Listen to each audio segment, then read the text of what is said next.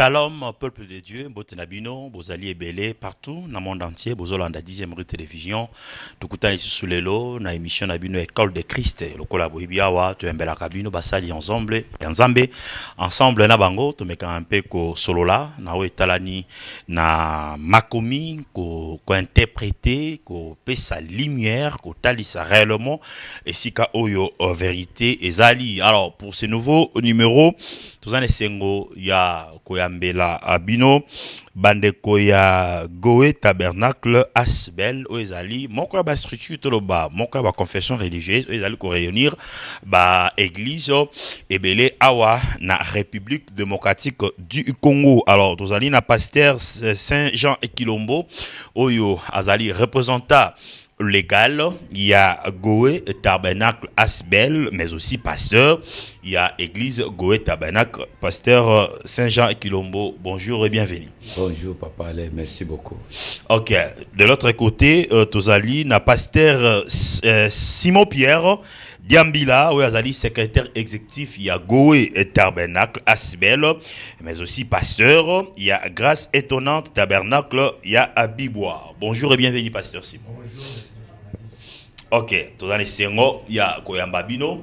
Chacun a son église, là où Azali ko géré, mais vous deux, vous allez pas responsable. Il y a Tabernacle Asbel, où Azali structure et Sangisa. Basal Yazam Bébélé. Je vais commencer par Ina Bino, pasteur Saint-Jean Kilombo, représentant légal. Pourquoi l'idée Yako Sala Goël Tabernacle Asbel? Merci beaucoup Papa Alain. Likanisi ya kosala Goël Tabernacle Asbel et na souci pour na kosunga ba libota na Zambé. Totalaki que tozali kondima message du temps de la fin oyeye na nzela ya Mosakoli William Mayo Branham potote ya librement sans parti pris sans koluka moto ya koya ko dominer likolo ya moninga pasteur nyonso azalali libre ya kivre dans le corps de Christ sans qu'il y ait peut-être même mise moko boy.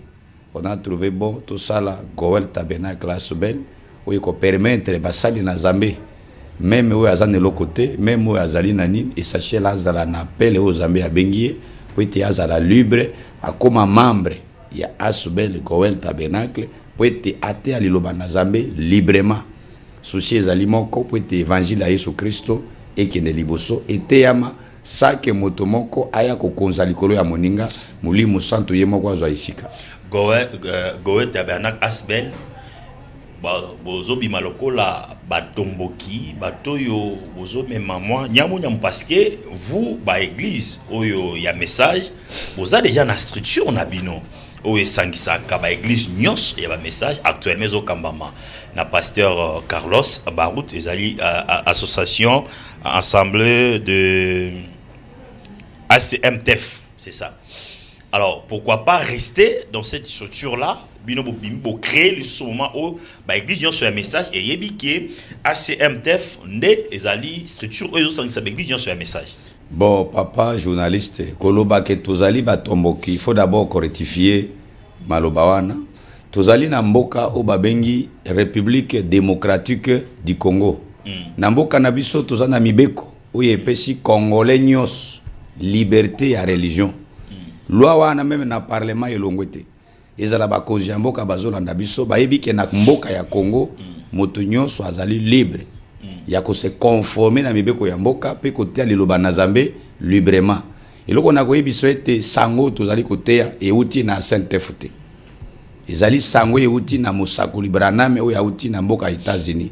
Structure ya bandeko ya Saint-Efte ezali kaka bato mibali misato bavandi ndenge pe bango bavanda nde basala structure inakoyebisa oke pona koloba ke bastay nyonso ya sango o ya frère Branham nde bazali na kati ya Saint-Efte lokota ezali lokota d'ailleurs sur 100% nakoyebisa peut-être 10% ou 5% nde bazana na kati ya Saint-Efte. Mais tant que je prends l'exemple, il y a l'État congolais, ben à Kabato.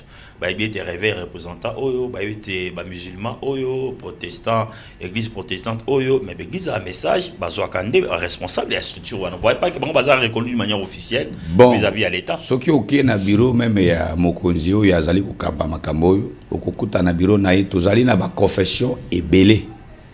ye abengaka baoyo bayebani oyo pe bazana posa mokonzi ayeba bango mais tozana ba structure ebele oyo même ebele ata obengi biso tokendaka te toza ebele tokendaka te lelo de fois ekozala toye mpona kolobela boye parce que tozana bosenga ya bana na Nzambe bateya liloba na Nzambe librement balongwa na kati ya mobulu mais toye pe mpona koluka poste na gouvernement ke babenga biso mais bamona biso quand même na ACTF wana ou bien bozalaki ba membre kuna te. Bon, eloko na koyebisa yo ete biso na kati ya association Asbel tozali bandimi ya message du temps de la fin. OK.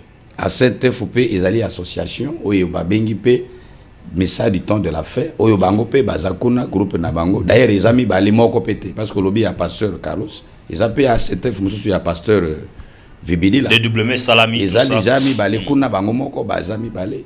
Donc même association na biso ezaka yango moko te ndeza na message tozana ba association PB ebele kaka na message o ezali côté à sangu du temps de la fête mais bozo mona te ki ba association na message comme ebele mais pour sangana ba association pour que bozo représentant mon quoi ko représenter bino vis-à-vis na l'état eloko oyo message ezoboya nde yango wana. Ah, OK. Photos à la libre. Message eboyibo yango tozotonda Nzambe na mboka oyo République démocratique du Congo etika la bongo pona kopesa congolais nyonso liberté ya religion. OK. Parce que tango yo zotinda biso to sangana. Soki tozo ba Bible ba ceux qui s'assemblent, se rassemblent avant to sangana. Il faut to lobelo komoko. OK. Comment yo tindi biso to kende to sangana liboke et que tozo te eloko moko te. Tozo ndimelo komoko te. Izana biloko ebele ezo salema o ezali ko sepelisa bana na Nzambe te. Yango to lobi tozana posa ya association oyo ko permettre moto nyonso ate ali loba na Nzambe librement sans que moto akonza likolo ya moni ya moninga. Merci. Pasteur Simon Pierre, vous êtes le secrétaire exécutif ya Asbel. Est-ce que parce que ministère de la justice c'est ça qui peut ba mesure, est-ce que Asbel Nabino s'est conformé na exigence il y a ministère, il y a justice et puis nani banani sope église nini et bengami kozala membre ya association Nabino. Merci beaucoup, monsieur le journaliste. Je sais que Mokonzi Yamboka a Pesaki Bingisa, ministre de justice, selon le ministre Yamoko, et Sengeli Atia ordre na Kati secteur de l'église et religieuse. Na lolenge wana bisope tovandi to trouver que tozaki na mulongo de selon ba condition oyo bapesi et pas Mokonzi Yamboka au travers ministère de la justice. Na yango to se conformer aussi na ba condition nyonso oyo tata Mokonzi ministre de la justice a pesi pourvu que tous alla en ordre na l'état congolais. OK, maintenant banane bazaba membre na kati association parce que ça dit oui certes l'église car il y a message mais na message pe ba tendance c'est comme belé bino banano bazaba membre o ba koza membre ya kati Asbel Goeta Benam. Bon, nous lançons notre appel na ba passer nyonso oyo bazali na posa ya ko évangéliser na kimia parce que lelo ba association eza ebele mais tozo ka banungu bipai na bipai.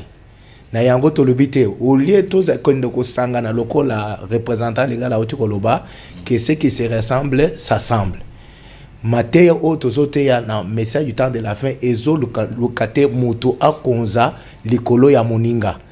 Représentant na biso légal azali mais azo konza likolo ya ba pasteur te. Mais na bisika mususu tozo ka banungu ya kokonza bakomi ko botola na ba église. Mais comment beaucoup sangana tant vous sangana c'est-à-dire bino tu faut la même vision malgré chaque pasteur a son autonomie na nini azo gérer église selon yé mais il faut quand même peu bozala parce que quand je parle de tendances le message ils ont nous bazo lo baké prophète Yohana Branham à Nzambe Mansoba bataza Nzambe te aza prophète envoyé de Dieu c'est dans ce sens là c'est-à-dire ba tendance nyonso ba ko sangana kati Asbel Goeta Benam selon le loba ya Nzambe oyo biso ndimeli ya message tendance moko oyo ngai na Asbel na biso to ekartaka ezali ya ko adorer musakoli William Branham. OK. Mais oyo prophète Yohana Branham azan Nzambe te azali Nzambe ya ko adorer te. Oh azali nzambe ya ko adorer te, c'est un nzambe mais ya ko adorer n'était. Bible et lobby, ne savez-vous pas que vous êtes des dieux?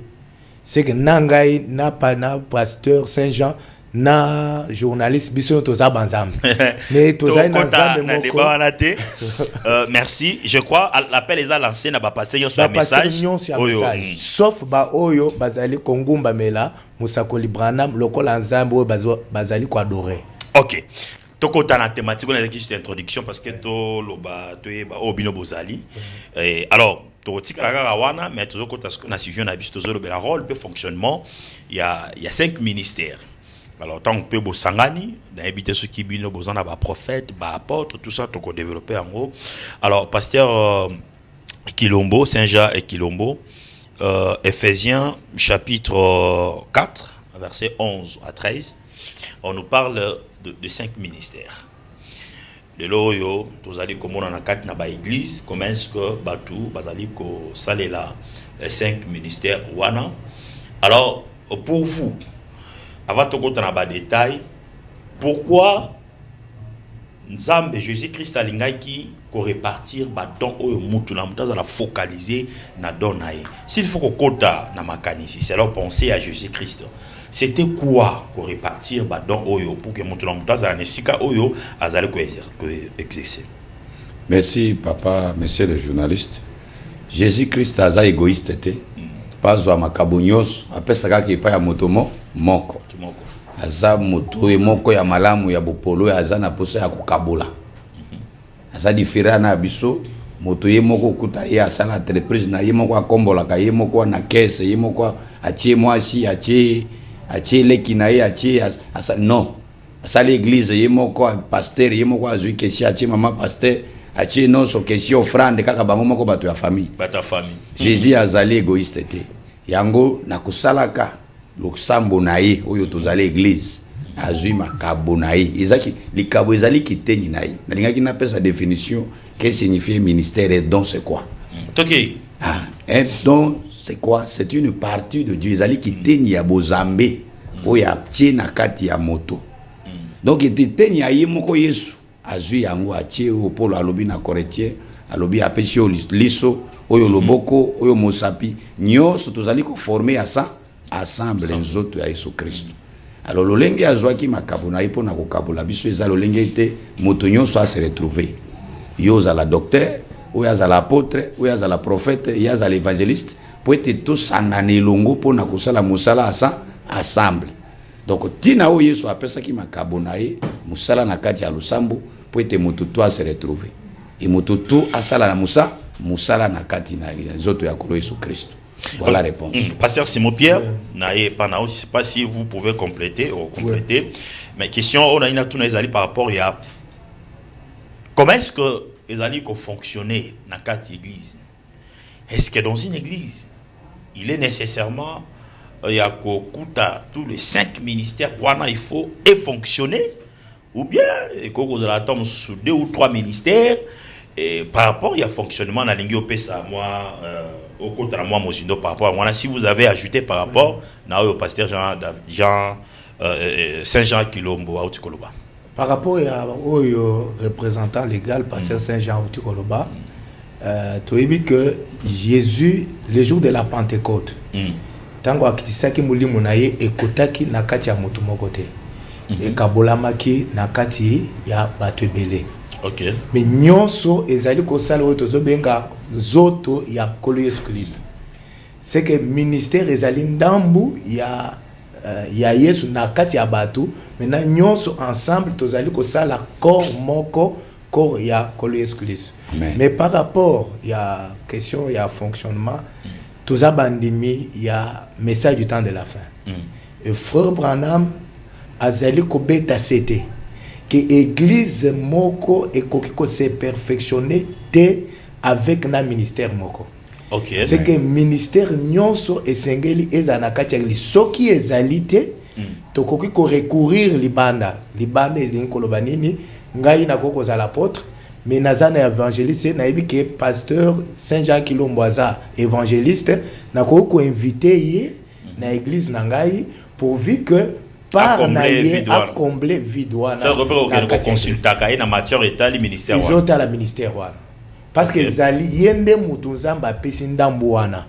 Ngaye pananga ezate. Ce qui n'a meki ko forcer yangonde ko sala que tozali lelo na bandimi oyo bazali bien perfectionné parce que ce que la Bible et le dit que pour le perfectionnement il y a basantu et sengeli les 5 ministères ceux qui na église nanga yeza nyon sauté mais bande konanga ba passer bazali banda bazangi yangote c'est que nakoki ko sala appel na ba oyo bazana ngo pour na kotonga zoto yankolo eskuliso na bisikanga na zo sala ya musala. OK. Malisco to zo ministère moko to le bel rôle na yango. Et puis fonctionnement na yango nini esengeli sala na kati ya église. Alors on a 5 ministères. Wana représentant légal pasteur Saint-Jean Kilombo reçoit 3 et puis pasteur Simon Pierre reçoit 3. Alors on commence par vous tous pasteur apôtre et puis évangéliste. Tout va dans la pasteur. Rôle ya pasteur. Voilà. Bon. Et puis Moussalo esengeli ya ça dans une église. Merci beaucoup. Nous avons 5 ministères, Ndimoutikolo Belango, pasteur, apôtre, docteur, évangéliste, na prophète. Rôle ya pasteur, ils ont la négé tous na misapi na biso 5. Misapi 5 et ils allaient représenter 5 ministères. Na katiawa tous na pasteur azali, donc numéro yango pasteur yewo, to pesi oyo yenda azali apôtre, ou to pesi prophète. Autopécie docteur, autopécie évangéliste. Voilà les 5 ministères où ils ont 5 doigts. OK. Maintenant, comme on a sapio autopécie pasteur, quel que soit n'ing azamukuse azamune. Mais comme on a que pour le coffre, ce qu'on sali pour ils ont makas, il faut y azat. Ce qu'on sali angouye azate, makas ezate. OK. Alors pasteur n'ing azali colonne vertébrale ya lusambo. Il y a 4, il y a 5 ministères wan. Il y a azali konzi ou ya simbinda ndako. Pasteur, c'est quelqu'un qui a un gros cœur, mutema ya munene, pour na kobattre la bapate. Yango moni Yesu tango azo kende, bazalaki 12, 11 batikalaki aponimo, moko pia bisoko linga ibate la bapate. Un pasteur, c'est un berger, c'est lui qui garde les brebis, qui reste avec l'église. Yé azana makoki a ko maîtriser bapate, a tozo finga ye, a tozo bamabe, yé a ko supporter yo. Pasteur aza moto ya tele makomilier na kati ya ba brebi azate frère moka sali mabe akotoli frère parce que azalaka na mbongo ou azana mbongo te ou parce que on a futaka edime ou ya futaka kiloko te. Non, pasteur c'est quelqu'un qui reste au milieu, aza rassembler batu nyonso, qui un rassembleur qui se met toujours à la brèche, qui a aussi un gros cœur ata osumu ki ato sumbi diarrhée. Jamais pasteur azwa mabe na yo akinde koloba yango epa ya voisin mosusu. Ils ont belé bazak exercer ministère na lusambo mais bazali na ba critère wana te. Oyebisi likamo na poko na tongo na poko yoki pa ya voisin mususu. C'est parce que abenga makate pour na kozala pasteur. Maintenant un apôtre c'est celui qui met l'ordre. Oyetali makambetali doctrine na kati ya lusa ya lusambo comme dans la Bible il y a l'apôtre Paul. Ndenge tozolo belawa par rapport 5 ministères. Etali o tondimaka boy. C'est l'apôtre. Le ministère d'apôtre c'est maintenir l'ordre sur la doctrine, l'ordre d'aller dans l'église. Un docteur rôle naïe, ils allaient pour nous comme un enseignement. Tout le monde sur le sujet mokoboy. Toujours enseigner par exemple sur les 7 tonnerres, sur les 7 mystères. Tout le monde sur les prophètes de Malachie 4. Docteur rôle naïe, ils ont versé à Ancien Testament, à jouer à Nouveau Testament, à Sangisi, à Pessi lumière dans les bouta na Zambie. Rôle évangéliste, un évangéliste c'est un boule de feu. Aza moto ya soka commis son rôle c'est condamner les péchés. C'est comme quelqu'un qui vient puriger moi na aller à tondi libumo vimbi isengeli ko loka plutôt puriger pour abimisa basalité. C'est ça le rôle d'un évangéliste. Tango masumu ekoti basi bakomi ko kota na babilo ko bidisa cha to bakola to ba sengle na kacha batondi ma péché plein. L'évangéliste doit venir pour frapper sur l'évangile. Alors, il y a la prédication, tu peux caresser. Non, lui ne vient pas. C'est un boule de feu. Il y a Zakawana pour appanzi. Pasteur Ndimoto Agobon de la Bino. Il y a Zapona Kopanza. C'est ça son ministère à lui, c'est condamner les péchés, allumer le feu pour nettoyer l'église. Et à la fin, tous allés dans le ministère où il y a prophète. Dans le prophète, j'aimerais insister là-dedans, nous avons 2 sortes de prophètes. C'est ça le ministère le plus riche, le plus vitaminé, oyo baza ko embryer biso. Tozali na prophète majeur, tozali na prophète miné. Yango même soko tayi na misapi ministère prophète, yende musapeli kaka mulai. C'est un aigle qui monte plus haut par rapport au ministère mususu ou tozana yango. Na prophète ou tolobi tozana prophète Ephésiens 4 et tozana prophète majeur ou yazali na 4 ya Ephésiens 4 te. Rôle ya prophète 1 c'est d'abord amener la parole à l'église. Prophète majeur a joué loba dingo zo kanakati ya Biblia ba prophète lokola Bézaïe les grands prophètes où il y aura un enfant nous est né, un fils nous est donné. Azolo belapona Jésus. Amatina dimension azui lokoana amemeli biso. C'est ça un prophète, c'est lui à qui la parole vit au travers de lui. 2, c'est lui à qui pas seulement amener la parole, il prophétise des événements. Amon akabandoto, amon akabavision, lokola o ya Musakoli Branham. Depuis 1933, à l'Obela Kibiso, il y aura un pape américain qui sortira des États-Unis à Koyan à Rome. Bato babeta n'importe quoi. Je connais même mes collègues catholiques. Quand le prophète parlait qu'il y aura un pape américain, non, et que ça ne marque jamais. Les lots vivre yango. C'est ça un prophète. C'est un aigle à l'obé événement, même si ça prend du temps. Mais ou lingo lingate yango ekokisa bidon. Na ningina tikala na parce que je m'en un prophète. Oui. Quelle est la différence entre ministère prophétique na don ya prophétie? Au sali logo moko ya mutuya. D'abord nous avons 5 ministères qui sont là pour œuvrer dans les corps du Seigneur, pour édifier, pour l'édification de son corps, de son église, pour le perfectionnement des saints. Et nous avons 9 dons spirituels selon 1 Corinthiens 12. Là, tous en don de sagesse, don de vision, don de prophétie, don de parler à langue, don d'interprétation de langue, don de discernement. Ils allaient 9 dons.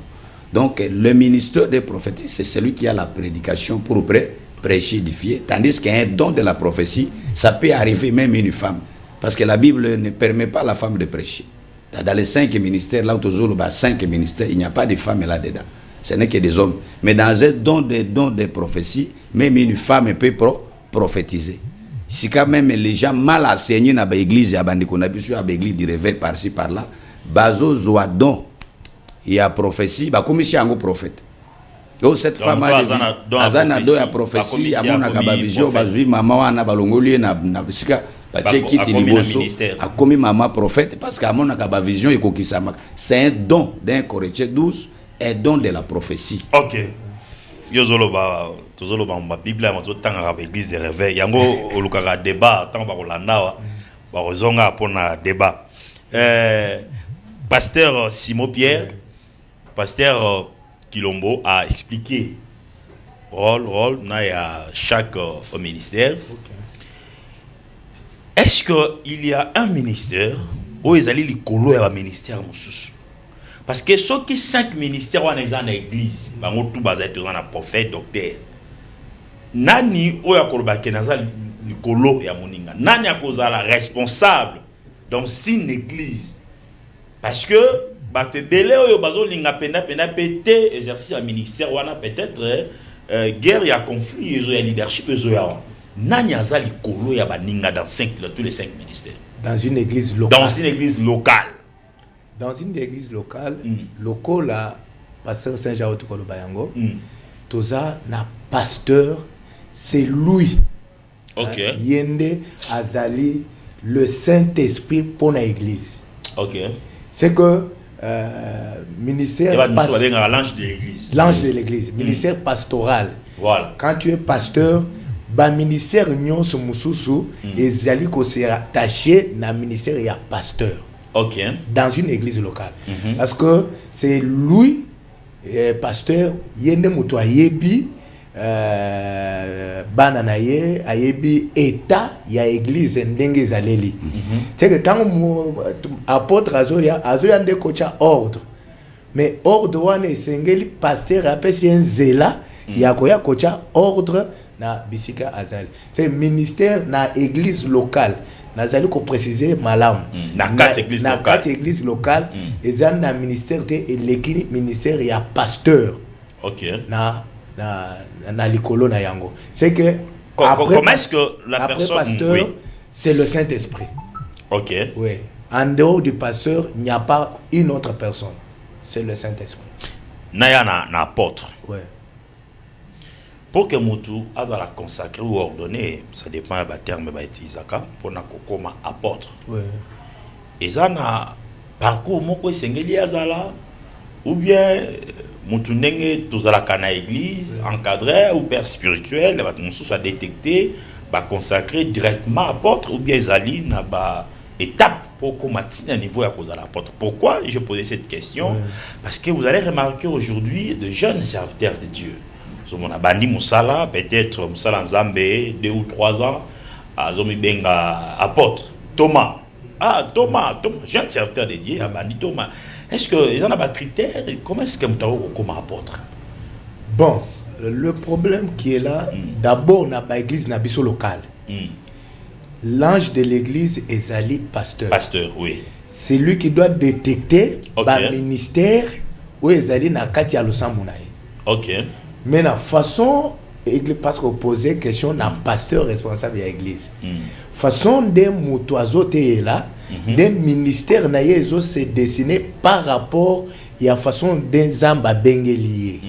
Hein, façon na ya ko porter liloba ya nzambe façon azote liloba ya nzambe ndeko la kisabiso kete ezo se dessiner na kozala apôtre na kozala évangéliste na kozala prophète na kozala ça dépend. Ce n'est pas question il y a durée na kati ya église il y a musala oyo sali et ça par rapport à direct et ça par rapport ya lolenge na yo ya côté là des âmes soki likabweza na kati na yo et que se manifester par rapport ya oyo nzamba tchaki na kati na yo.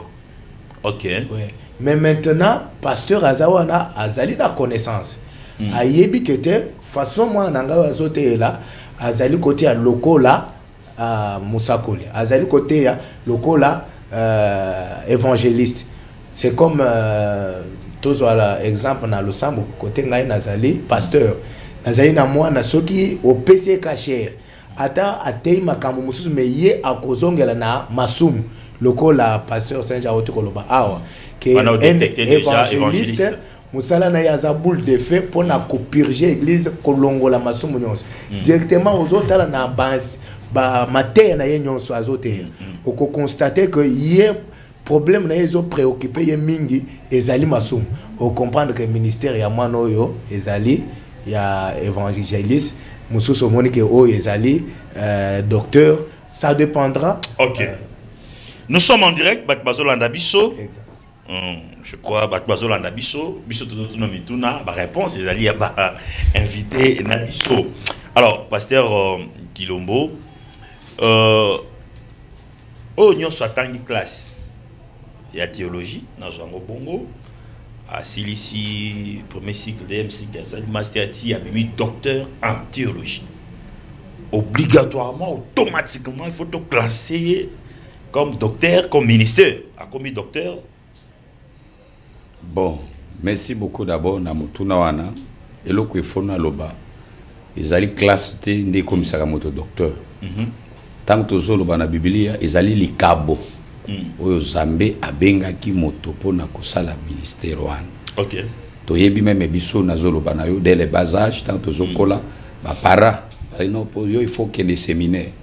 Il faut que des ba para bango moko ba monique na kati ya mwana otoboti eloko ya bozambe ezali na kati. Ibazana le bayibi olenge mususu te à part que batinde na classe pour ba former classe apesa ka moto likabote. Ata okomi docteur en théologie ata wapi soki eloko wana ezalaki te ezalate ezaba mususu soki ezali attaquer classe et ko finir kaka kusala musala tozana bandeko na biso ba messager lokola ba John Wesley ba papa na biso lokola ba Martelite lokola ba ezaba to bazaki ne loko na kati bien sûr ba kendaki na ba classe ba kendaki ya ba classe mais loko ane finaki par se manifester donc classe epesa ka moto likabote pona ko monsieur docteur classe ko pesa au papier ndenge pesa biso ba papier bitozana yango mais classe ko pesa likabote et ata côté ya parce qu'il faut ba tozana rolengi misato ya ba sali na zambi tozali na ba intellectuel bazali tozana ba courageux bazali toza pe na ba appelé au baza mandaté pas na intellectuel ba courageux ba blé na appelé expliquer rapidement intellectuel un intellectuel aza moto ya tanga c'est-à-dire pour ayebi acha tanga kenda théologie ayebi besoin d'écriture tout ça asali ba makomi na yo qui vraiment apêche yo écriture ebele et puis oki moto ana vraiment ayebi aza docteur ayebi makomi. Alors ça c'est un intellectuel. Courageux. Maintenant courageux aza moto ya moniti eloko akusala ezate azokufanzala ye pas zu Bible abandi Yesu azali yawa. Et pas abandi kaka wana okoyoka vraiment c'est courageux tout ça et tout ça na ba appelé. Mais la différence c'est nino comment on a que même intellectuel atei ba courageux ba terre mingi ba. Ba courageux bazote ya partout même na ba pas seulement na ba bis même na ba église basi basala pe biloko na bango na ba courageux agréé mo eloko na ye bazali ba courageux pe boko quand même maté ya depuis moto abandi sika azokende pe ezo kamate comment na ebele même ya ba verset belé ya bila pesi ezati mais des appelés soka bazora timing na makambo mbongo un appelé soka te même 5 minutes au moni bato bazolela au baza touché au baza boy vous sentez qu'il y a zo dégager verti.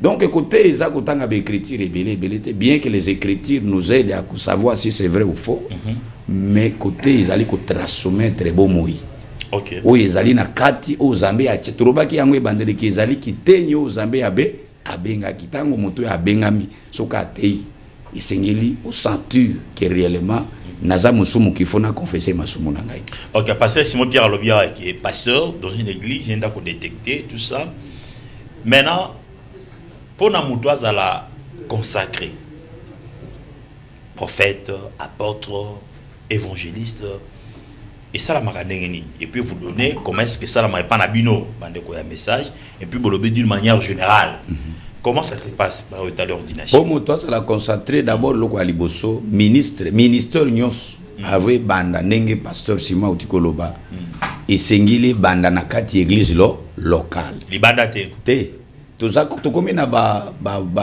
nakolo ba terme nini nakolo ba courageux yango ba intellectuel les gens au baza komi kamba bango na bango ministère nyonso dans la Bible pour Élisée comme prophète azaki na makolo ya Eli pour lelo ba disciple ya Yesu pour batika la côté ya bazaki na makolo ya Yesu donc tous les rôles des pasteurs dans une église en dehors ya côté ya il doit aussi former les ministères.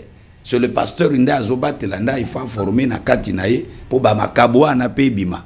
Ere yo bandi ministère ndi à comprendre que oui moi noyo aza docteur. Le lengo za ko est vrai, c'est lui qui est l'enseignant, c'est lui le berger. Nda monique soki ki ko consacrer yo, ba consacrer yo. Nazoma lelo ba ministre ba komi ko senga consacration bango moko. Ba komi ko milukela o est-ce que bo coordonner ngaite. Ya komi ko senga, c'est pour ce sont des affaires bâtards. Moi je dis c'est l'échec. Ce que vous trouvez dans la Bible, tangu Samuel bazamba tindia ki ndiko wendre David, isa David muto asenga kiteke baya ko wendre ngai. Même tangu Eli akindiko akeko wendre nani Élisée muto asenga kite. C'est Dieu qui a dit va wendre Élisée, va wendre David. Kaka wana romona mutu azalaki frère na église. Ba bebal na pasteur na ye. Abimi ake au sein de l'église naï mais baza na relation malamu te na pasteur abima ki na ndenge ya malamu te sans autorisation ya pasteur tango abimi asali église kaka toke ya komi ko la coordination a coopérer na batu mususu ba ordonner moto abongo lolenge ordination wana ezali mabe parce que même na Bible pas ka pour ordination tout ça na apôtre Paul ayaki na désert Arabia en Égypte tango ayikote après alobite na ko kende boité. Il faut na zongi pa ya bapaka bao babandaki liboso na ngai na comparer sango na bango na o ya ngai soki na zotelo eloko moko ere Paul akeya exposer yango liboso ya basie bayoki ke mwanu azote ya bosolo balobi photo pesa yo meda d'association isa ba Pierre de balobi na ba Jean pour la lobby il m'ordonné donc ordination ezali pa siende bayoki ke mwanu yo azote akoli azolanda matambi na biso. Ezali bongo ndenge moko pe lelo ministre ezali pasteur ni fa ordonner ministre naï.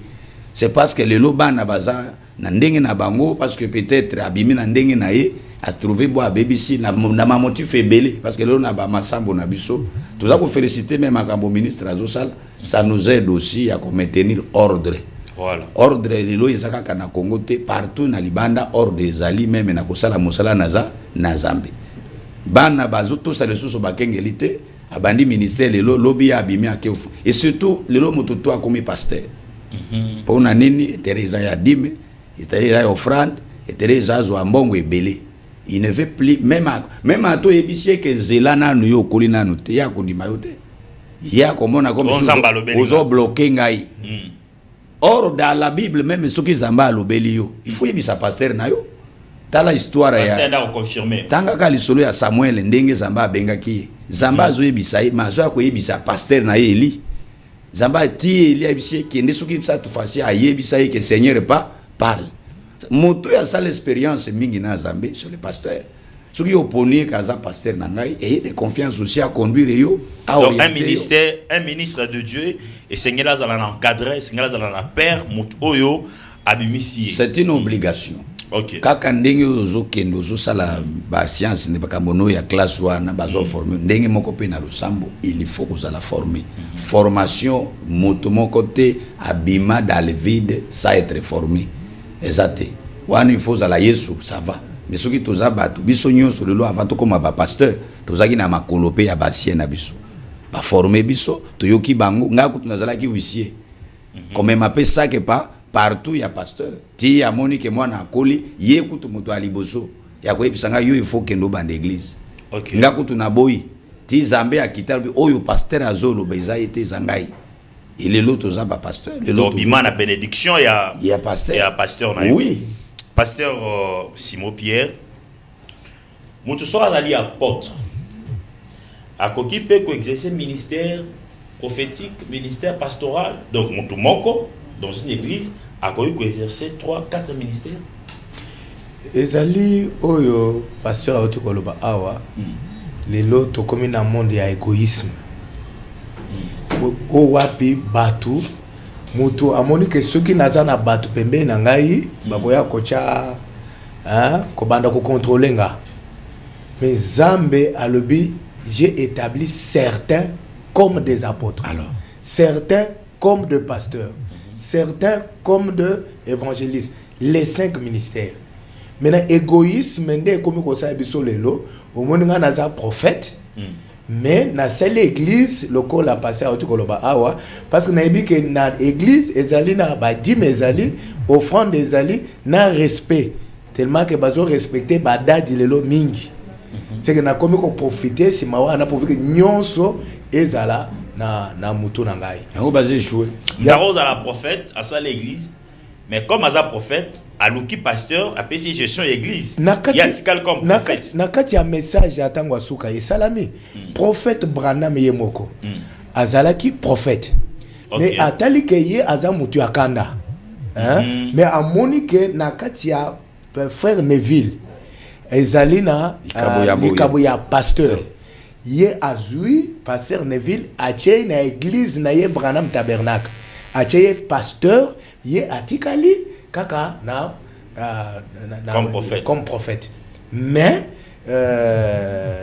wo ya zaki na likabo ya pasteur Neville nde atikala pasteur ya Branham tabernacle ti na liwa na ye ti na liwa ya frère Branham c'était frère Neville yende moto azaki pasteur c'est à constater que ngai Branham nazali prophète mais nakoki ko kamba lusambo te parce que kamba lusambo za pe na ba critère nango frère Branham azokende plus loin que pasteur berger ya solo ce kamoni ke brebi na ye azokende kolia matiti ya bololo tango azolia lititi ya bololo ezopesa kanda akoko kati ata lokolo achie na mapeka pourvu que brebi wana kendaka kolia lititi ya bololo wana po epesa ka ye kanda te c'est que pour na cause la pasteur il faut cause la mutu ya motema munene cause la mutu oyo azali koyoka mingi mutu azali koloba mingi te ndenge passé a oti koloba ba yebiso likambo na tongo na pokwa ese bimi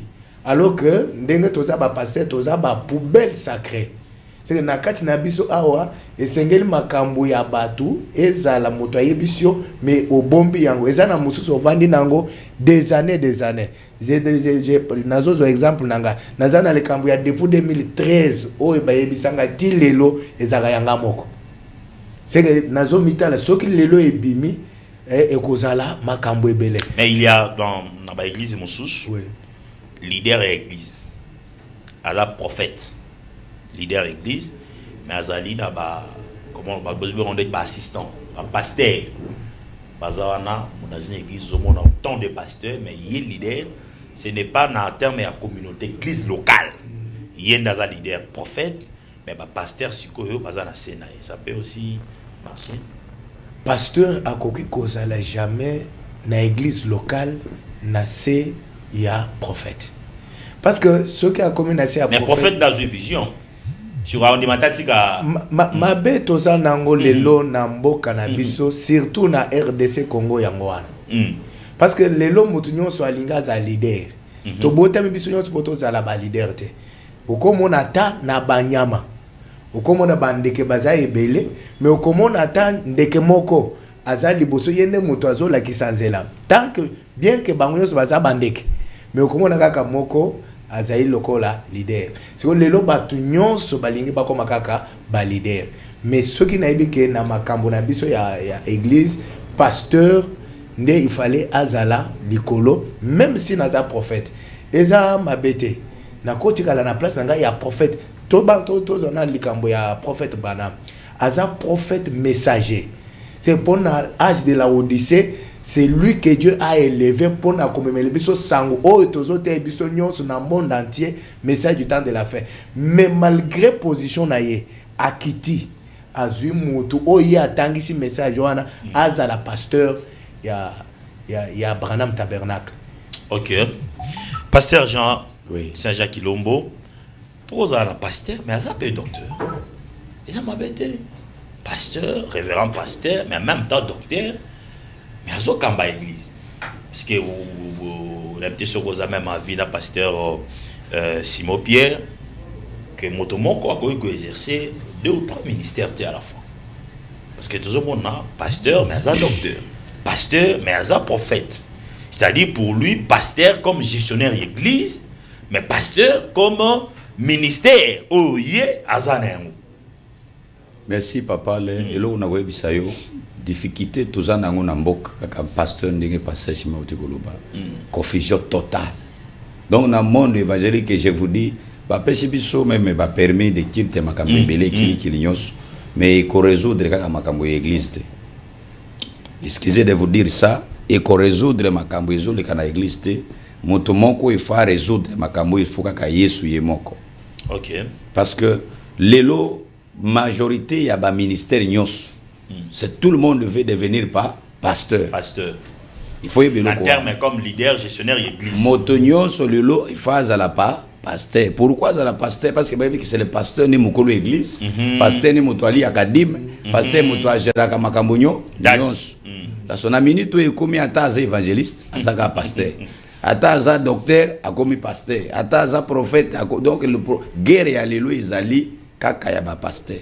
Kine même na ministère justice kende kotala kuna ba obake kozwa permis de qui. Est-ce que yo moni muto moko kuna évangéliste na papier nega na kozwa permis de qui na évangéliste? To naza docteur. Nyoso ka ba pasteur.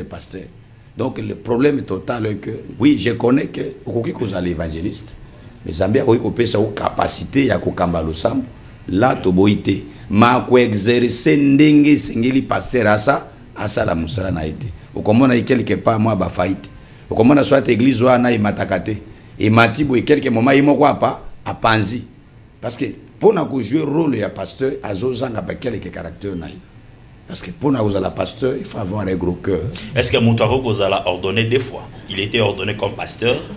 Si Batali soit il était ordonné comme prophète, Batali maintenant il est ordonné pour comme un pasteur responsable de l'église. Parce que les autres salement. Bon, l'élo par rapport à l'ordination, to landaka au Bible lobi. OK. Dans la Bible, je connais là où les gens étaient rebaptisés pour la deuxième fois, où pour la salle dans Corinthiens 12, acte 19. À l'obéli, il dit vous devez être rebaptisés. Par rapport à l'ordination deux fois Wanezali, c'est la confession ya bato na bato. Mais dans la Bible, tu as dit que les gens étaient ordonnés une fois, comme Paul, comme les autres dans la Bible. Mais par rapport à différentes confessions religieuses, bango bazalaka ba comme na baptême ya mwana non, Moi na botami baptême na ye oyo komi mais selon la Bible quand on t'a ordonné dans le ministère c'est Dieu qui vous ordonne et la véritable ordonnance c'est zate otochaka maboko. La véritable ordonnance c'est Dieu qui ordonne en vous donnant le baptême du Saint-Esprit. Quand Dieu vous donne le Saint-Esprit et s'il peut na outi ordonné mais les anciens toyaka pona kocha loboko pona signe à reconnaissance otobenga kayango la main d'association na kati ya mwana oyo eloko ya Zambé ezali na kati. OK. To comme na suka na lento lobela de biloko rapidement na cadre kaka ya rôle peut fonctionnement à 5 ministères. Oui. To zo lobela ba titre honorifique. Parce que au-delà il y a 5 ministères. Le lot to zo mona ba évêque, le lot to zo mona ba archiévêque. Oui. To zo mona ba big prophète. Ba bloc comment vous analysez ça, titre honorifique et par rapport au ministère où il y a Azali. Est-ce que c'est bien pour l'organisation de l'église ou bien Azali charnellement? Comment on analyse ça? Bon, l'élo kobato bazo luka eza lukumu. Lukumu prouve que nazala likolo ya baninga. Alors que Dieu dans sa Bible a l'obligé établi certains comme pasteurs, évêque, il a parlé d'évêque. Un évêque, c'est un pasteur d'une église dans une église locale. Ici. Nyonso ezo ya archevêque, bishop, tout ça ezaka lokumu nde biso batu tozo lokapoto se conformer, c'est depuis l'Ancien Testament. Le monde ecclésiastique a lokaka se conformer na monde. Lokolo na mokili toza na ba ministre d'État, mais ministre de ceci nde tokomi koluka lokumu mais nyonso wana ezali na tina ata mokoto na mission nzambe na mission nzambe lelo eloko eza na tina ezali molimo mosantu na kati ya mutu soki molimo mosantu eza na kati na yo ozala bishop ozala archibishop ozala pasteur ata bayebi yo te na losambo na yo ozali candidat ya lola. OK. Tenue sacerdotal. Le tozomona ba Zambala, tozomona ba prophète, tondisi kwa munene na kingo. Babiloko wana nyonso ça n'a rien à faire na liloba na Zambé. Nakoki kolozala bref que c'est diabolique. Talito babiloko ça n'a rien à faire liloba na Zambé, makambo wana nyonso tozali na société tozo vivre civilisation au côté liloba na Zambé mutakalate il faut aller là taila ilamba. Ilamba ya mutu ya po na musali na Zambé ezali biloko anate ezali molimo musantu. OK. Ukomona ya lati bazambala na yeme na musala na Zambé même fièvre ya pamba ekenda kata na prière te maza bishop malati zambala mais aziso kende na hôpital aziso kende pas médecin donc ça n'a rien à faire eloko ya mutu ya po na musali na Zambé ezali nguya molui musantu na kati po na kusala musala lolenge bapotre batoma basalaki yango. OK, nous sommes arrivés à la fin. Pasteur Saint-Jacques Kilombo, vous comme représentant légal, il y a Goé Tabernacle Asbel. Si vous avez un mot par rapport, il y a Nyonso Tolobi, Bandeko, vous êtes intéressé par rapport, il y a structure où est Salamina Bandeko un message. Merci, tous allez collacer appel na Bandeko Nyonso, il y a basali na Zambé na message du temps de la fête et te baya ko s'adhérer na association na biso. On n'a pas été se conformer na mibeko oyo bakonzi ya mboka basengi biso bazwa pe ba permis de quitter na bango tozali na avenue Dodoma numéro 124 commis de Kinshasa ici ka siège social na biso ezali secrétaire azali wana pasteur na biso Simon azali pe maître avocat donc bakukuta yewa tozali wana chaque jour pour na kuyamba bango ata ba bazana province Lubumbashi kwenyonso ya mboka bazwa pe soko kopesa bango ata numéro na biso baya po ete baya ko adhérer na kati ya association. C'est au niveau national. Oui, surtout bandeko bazali banda ya mboka. OK. Rapidement, secrétaire, namkuse pesa numéro contact ba ko contacter no ndenge nini? Oui, numéro na biso ezali le 081 161 43 26 Seko Bengi Okozwa, secrétaire général en personne. Et notre association ezali association nationale.